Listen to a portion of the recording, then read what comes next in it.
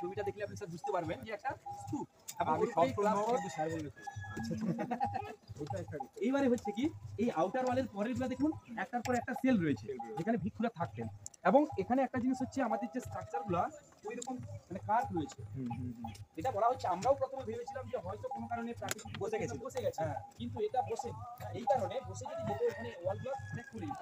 এটা বোঝানো হচ্ছে যে তৎকালীন সময় যে আর্কিটেক্ট এইভাবেই তৈরি আর্চিং করা, কারণ এই 2 মিটার করে ওয়াল গুলাকে ব্যালেন্সের মাত্রা ধরে রাখে।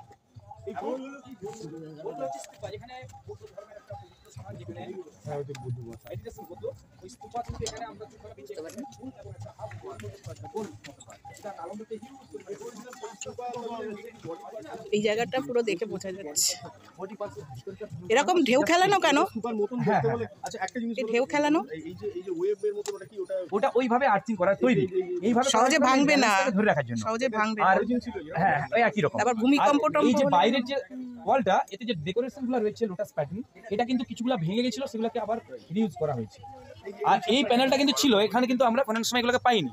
ওই যে পাইপলাইন গুলো আগে নিশ্চয়ই ছিল না? কোনটা না স্যার, পাইপ আউট করা হয়েছে। ওই পাইপগুলোকে করা হচ্ছে কি আসলে বলছি কি যে খনন কার্য যখন হয় প্রথমে তো ক্যালকাটা ইউনিভার্সিটি করেছিল, ওনাদের যে ছেলেমেয়েরা এখানে প্র্যাকটিক্যাল করতে আসতেন ওনারা করতেন কি প্রত্যেক বছর ওই ফেব্রুয়ারি বা জানুয়ারির শেষের দিকে ওনারা আসতেন, 1-1.5 মাস এখানে প্র্যাকটিক্যাল হতো। সেই উৎখননের প্রাপ্ত জিনিসকে ওনারা গবেষণার পারপাসে আশুতোষ মিউজিয়ামে নিয়ে যেতেন, পুনরায় জায়গাগুলোকে ফিল আপ করে দেওয়া হতো।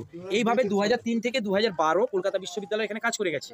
পরবর্তী সময় যখন রাজ্য সরকার এটা নিয়ে কাজ করে, তারা কিন্তু এখানে 13 থেকে 16 পর্যন্ত কাজ করে, এবং তখন কি হয়েছে কিছু কিছু সাইটকে ডিপ ডিগিং করা হয়েছে এবং কিছু অংশকে রক্ষা করার সুবিধার্থে জল নিকাশি ব্যবস্থা। এবার আমরা টপে রয়েছি, এর থেকে প্রায় 12-13 ফিট নিচে নামতে একটা মনেস্ট্রির ছাদের উপরে বর্তমান আমরা, এর থেকে 12-13 ফিট নিচে নামলে আমরা গ্রাউন্ড লেভেল পাবো। তো সেই কারণে ওই যে ভেতরের জলটাকে বের করানোর জন্য এই ওয়ালকে ফুটো করে পিভিসি পাইপ দিয়ে জল নিকাশি করা হয়েছে। এবারে যখন ফাইনালি মোগলমারি এক্সকাভেশন হবে তখন কিন্তু আমরা একদম নিচ পর্যন্ত যখন নেমে যাবো, এগুলো তখন আর ব্যবহার লাগবে না, তখন একদম ওই লেভেলেই পুরো জলটা। আজ আমরা যাবো তো না, ওই নিচ পর্যন্ত এখন এক্সকাভেশন হয়নি। মোগলমারিতে 2003 থেকে 2012 যেটা হয়েছিল ফিল আপ করে দিয়েছিল, 13 থেকে 16 রাজ্য সরকার কাজ করেছে। এখনো খনন কাজের 25% কাজ হয়েছে, এখনো অনেকটা চাপা পড়ে আছে, পুরো চাপা আছে। না এখন হ্যাঁ চলুন, দারুণ ব্যাপার।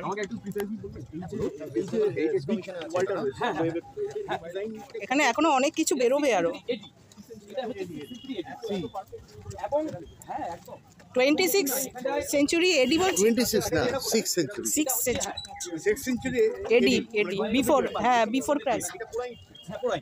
এবং এখানে কিছু রকম টাইপের ডিজাইন রিলিজ ব্যবহার হয়েছে। হ্যাঁ এইখানে কিছু স্কাল্পচার আমরা দেওয়ালে গায়ে দেখছি, রিলিক বলে এগুলো, মানে স্টাকো দিয়ে তৈরি, এবং একটা মনেস্ট্রি টপে রয়েছে। হ্যাঁ এটা এখন টপে আমরা, মানে এর থেকে 12-13 ফিট নামতে হবে। আমরা ওই সেটটা যে দেখাচ্ছি ওর ভিতরে এই রকম সেম টাইপ মূর্তি আছে, এবং এখান থেকে ওর ডিসটেন্স হচ্ছে 60 মিটার। এটাও মনেস্ট্রি আউটার ওয়াল, ওটাও মনেস্ট্রি আউটার ওয়াল, এগুলো হচ্ছে একটার পর একটা সেল রয়েছে, পুরোটা রয়েছে। কি সুন্দর ওয়েভি করেছে, ভূমিকম্পতে খুব একটা ড্যামেজড হবে না। এখানে ভিক্ষুরা থাকতেন, তারা উচ্চ সাধন করতেন, মেডিটেশন করতেন। এই ছোট ছোট বৌদ্ধ ভিক্ষু, তাই তো? ওই নালন্দাতে এখন পাচ্ছি যে 2.5 মিটার করে একটা করে কুতুব, মানে ধ্যান করতেন এখানে, এবং বসার যেটুকু জায়গা। কিন্তু কিছু মূর্তি আমরা পাইনি, এই দুখানা মূর্তি আমরা কিন্তু পেয়েছি। বাকি মূর্তিগুলো কিন্তু সেটা ভিতরে পাওয়া যাচ্ছে। এখনো এই সাইডে যে অকুপেশন করা হয় এই মূর্তি এখানে রয়েছে। এবার নিজে